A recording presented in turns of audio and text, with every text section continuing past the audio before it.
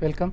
And Thank you. we are talking about comprehensive care in multiple sclerosis. And usually, with the model I propose is the atomic model for comprehensive care of multiple sclerosis. And person with MS is at the nucleus. And I think the caregivers, the family, the friends, they become the first orbit, and they occupy the first orbit because they are the first person to be contacted, and they are there to help them out. The any other medical personnel, let it be the neurologist, the MS nurse, the MS physician, or other allied branches like occupational therapist, physiotherapist, urologist, gynecologist, ophthalmologist, all they form a team, but they come in the outer orbits, and they can come closer to the nucleus if the need be.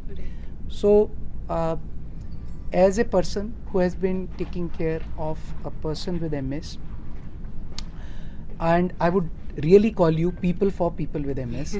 So, uh, what would you say how you see it as a disease, and how do you feel? Please be open. You can discuss anything which comes to your mind, and anything you have to say to people for people with MS. Sure. Thank you, Doctor, first of all, for this opportunity that I could speak on the day of multiple sclerosis that you are commemorating. I think, like, I have been with Snigdha for almost 15 years, but initially, when the diagnosis had happened, it took almost 1.5 years to understand what that disease is. So there was a lot of uncertainty. So I would say that people who stand by people with MS also go with uncertainty along with the patient who has been diagnosed. So with those uncertainties, there's a lot of question in the mind that what's the future of the patient. But I would want to encourage all those people who are listening that just stand by the person who has been diagnosed with MS or is going through MS, because first that the person actually has been diagnosed with something which doesn't have any certainty, because the treatment is still in progress. Like we heard today in the conference also, that the disease is evolving every time. There are different symptoms. Sometimes you see different kind of symptoms.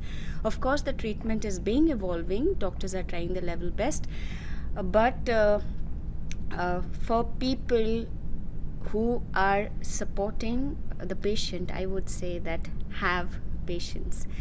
And for me, as a person who has been standing by Snigdha, I have seen that in her struggles to sometimes not being able to walk, because she is a very independent person. And when she was diagnosed, there were times that she couldn't see. She had a band-aid on her eyes, and it was very odd for her to even physically appear with a band-aid. It somewhere like punched her confidence. But if you stand by those people who are going through MS, like I stood by her, so I think it gives a lot of confidence to the person who is going through MS and gets little bit of support from you. Because let me tell you that whoever has MS is first of all confident enough to face the disease if you support them a bit. Because at the end of the day, they are the one who have to fight it themselves in their mind. So I would just say that just stand by them, just support them, give them the confidence. Of course, you may lose patience sometimes because the pace doesn't remain the same. You want to go faster, but the person who has MS slows down because of the condition. But I would just want to encourage everyone that just stand by them, just have a little bit of patience. They just need little bit of support of yours, because they're already fighting really well. Yeah. So thanks for showing the confidence in the medical fraternity, and the I think this team spirit has to percolate very well, and in the evolving times, especially in the current era when the doctor-patient relationships are being questioned a lot. Right. I think messages like these go a long way. To my mind, and as per my teachings, which we have learned from our teachers, this is something which is a very dignified relationship. And I think as a complete package, once you the communication is the key. uh, I always promote that the person, the patient himself or herself should be vocal about their problems. Right. Yeah, so especially for the invisible symptoms.